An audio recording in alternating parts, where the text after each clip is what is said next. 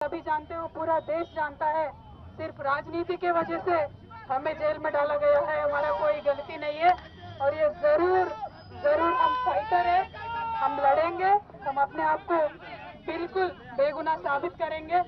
Thank you so much. जय तेलंगाना।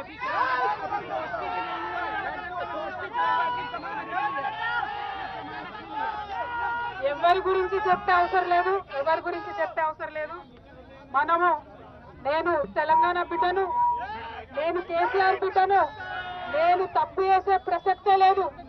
నేను మొండిదాన్ని, మంచిదాన్ని, అనవసరంగా జైలుకు పంపి నన్ను జగమొండిని చేసిండ్రు. ఇంకా ప్రజాక్షేత్రంలో గట్టిగా పనిచేస్తాం, కమిట్మెంట్ తో పనిచేస్తాం, అందరితో కూడా నిలబడి ఉంటామని తెలియజేస్తున్నాం. We are always tough, we are fighters, we will fight it out legally, we will fight it out politically. We are always tough.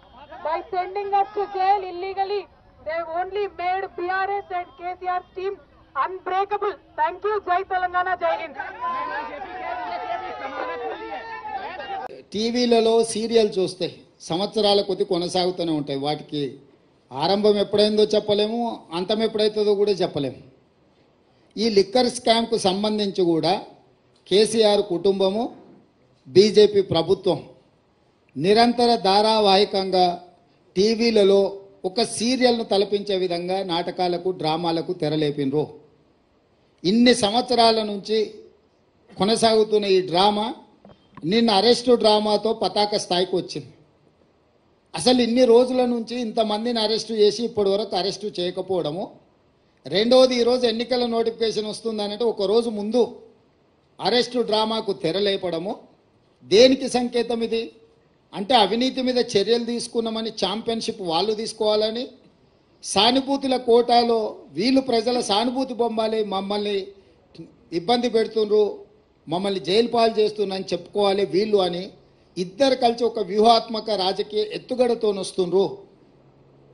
ఈరోజు ఇన్ని రోజులు, ఇన్ని నెలలు, దాదాపుగా 2022లో మొదలైన ఈ డ్రామా 2024 మార్చ్ ఎన్నికల నోటిఫికేషన్కు ఒక రోజు ముందు అరెస్టుతో పరాకాష్ఠకు తీసుకెళ్ళిండ్రు అని అంటే ఈ డ్రామాను తెలంగాణ ప్రజలు గమనిస్తలేరని వీళ్ళు అనుకుంటున్నారా?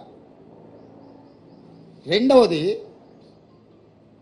కల్వకుంట్ల కవిత గారు, కల్వకుంట్ల చంద్రశేఖరరావు గారు కూతురింటికి పోలీసులు దాడి చేసి ఢిల్లీ నుంచి ఈడీ అధికారులు వచ్చి అరెస్ట్ చేసి తీసుకెళ్తుంటే బాధ్యత కలిగిన తండ్రిగా చంద్రశేఖరరావు గారు అక్కడికి రాలేదు అంటే దీన్ని ఎట్లా అర్థం చేసుకోవాలి? రెండవది, తండ్రిగా కాకపోయినా కల్వకుంట్ల కవిత గారు శాసన మండలి సభ్యురాలు, టీఆర్ఎస్ పార్టీ నాయకురాలు, పార్టీ అధ్యక్షుడిగా శాసన మండలి సభ్యురాలని అరెస్టు చేస్తుంటే అక్కడికి రావాలి, అక్కడికి వచ్చే అధికారులను వివరాలు అడగాలన్న సంగతి చంద్రశేఖరరావు గారికి తెలియదా?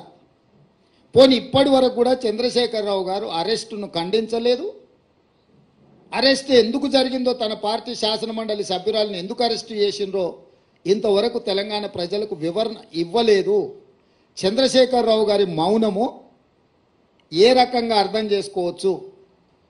మూడో అంశము, గతంలో ఎప్పుడు కూడా మొదట ఈడీ వస్తారు, తర్వాత మోడీ వస్తారు అనుకునేటోళ్ళం. నిన్న మాత్రం ఈడీ మోడీ కలిసే వచ్చిరా తెలంగాణకు. అంటే అవినీతి పరుల మీద చర్యలు తీసుకుంటున్నామనే ఛాంపియన్షిప్లో మోడీ గారు కోట్లు పడాలి, అయ్యో పాపం ఆడపిల్లని అరెస్టు చేసిందనే సానుభూతితోని బీఆర్ఎస్ కోట్లు పడాలి. సర్వేలని 12 సీట్లు కాంగ్రెస్ గెలుస్తుంది అని కోడై కూస్తుంటే రాజకీయంగా కాంగ్రెస్ పార్టీని దెబ్బతీయడానికి ఈ రకమైన ఒక చీప్ పొలిటికల్ టాక్టిక్స్ ప్లే చేస్తున్నారు.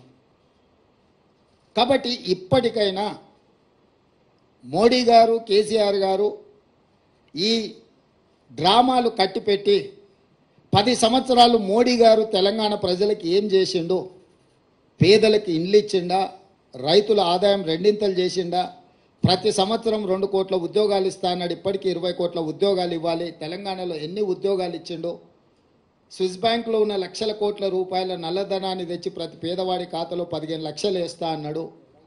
ఆ 15 లక్షల రూపాయలు ఎంతమంది ఖాతాలో వేసిండు? మనకు ఇస్తా అన్న పునర్విభజన చట్టంలో బయ్యారం ఉక్కు కర్మాగారం ఎందుకు ఇవ్వలేదు, కాజీపేట రైల్వే కోచ్ ఫ్యాక్టరీ ఎందుకు ఇవ్వలేదు, ఐఐఎం ఎందుకు ఇవ్వలేదు, ఎన్టీపీసీలో ఇంకా 2400 మెగావాట్ల విద్యుత్తు ప్రాజెక్టులను ఎందుకు నిర్మించలేదు, గిరిజన యూనివర్సిటీ 9 సంవత్సరాలు ఆపేసి ఇప్పుడు ప్రారంభించడానికి కారణమేంది, మెట్రో విస్తరణకు అనుమతి ఎందుకు ఇవ్వలేదు, ఇట్లాంటి చాలా విషయాలలో బీజేపీకి సమాధానం చెప్పడానికి ఏమీ లేదు. కాబట్టి ఈరోజు ఈ అరెస్టులు, ఈ అవినీతికి వ్యతిరేకంగా మేము ఏదో చర్యలు తీసుకుంటున్నాం అన్నట్టుగా నాటకాలు ఆడుతున్నారు. ఈ నాటకాన్ని ప్రజలు గమనించాలి. మొన్న జరిగిన ఎన్నికల్లో మేము ఇచ్చిన మాట ప్రకారం ప్రజలకు అన్ని రకాలుగా సహాయంగా నిలబడి ఒక విశ్వాసాన్ని కల్పించి స్వేచ్ఛాపూరితమైన వాతావరణంలో పరిపాలన అందిస్తున్నాము. రాబోయే పార్లమెంట్ ఎన్నికల్లో కాంగ్రెస్ను దొంగ దెబ్బ తీయడానికి వీళ్ళిద్దరు కలిసి ఆడుతున్న నాటకము. ఒకవేళ ఇది నాటకం కాకపోయిన ఉంటే చంద్రశేఖరరావు గారు ఎందుకు ఇంతవరకు స్పందించలేదు? కూతురును అరెస్టు చేస్తే తండ్రిగానైనా స్పందించాలి. ఒకవేళ అలా స్పందించినప్పుడు శాసనమండలి సభ్యురాలను, పార్టీ సభ్యురాలని అరెస్టు చేస్తే పార్టీ అధ్యక్షుడిగైనా స్పందించాలి. 2 విషయాలలో వారు స్పందించలేదు, పత్రికా ప్రకటన విడుదల కూడా చెయ్యలేదు అని అంటే, నిన్న మోడీ గారు వచ్చిన వారు కూడా ఈ విషయాన్ని ఎక్కడ ప్రస్తావించలేదు. తెలంగాణ రాష్ట్ర పర్యటనలో మోడీ గారు ఉన్నప్పుడే నిన్న మధ్యాహ్నం 1:20 ఈడీ అధికారులు వచ్చారు. 5:20 కవిత గారిని అరెస్టు చేశారు. 7 గంటల తర్వాత ఢిల్లీకి తీసుకెళ్ళినట్టున్నారు. అంటే పూర్తి సమాచారం మోడీ గారికి ఉన్నది కదా. ప్రధానమంత్రిగా వారి పర్యటన ఉన్నప్పుడు ఈడీ అధికారులు, ఇన్కమ్ ట్యాక్స్ అధికారులు ఒక రాజకీయ పరమైన అంశంలో చర్యలు తీసుకుంటున్నంటే ఎందుకు మోడీ గారు నిన్న తన రోడ్ షోలో ప్రస్తావించలేదు? చంద్రశేఖరరావు గారు మౌనము, మోడీ గారి మౌనం వెనకాల ఉన్న వ్యూహం ఏంది? వీళ్ళు ఎందుకు వ్యూహాత్మకంగా వ్యవహరిస్తున్నారు? అరెస్టు నేను ఖండించలేదు చంద్రశేఖరరావు గారు, అరెస్టును మోడీ సమర్థించలేదు. అంటే దీని వెనకాల కాంగ్రెస్ను దొంగ దెబ్బతీయాలనే ఎత్తుగడ ఉంది. తెలంగాణ సమాజం అంతా దీన్ని గమనించాల్సిందిగా కాంగ్రెస్ పార్టీ విజ్ఞప్తి చేస్తుంది.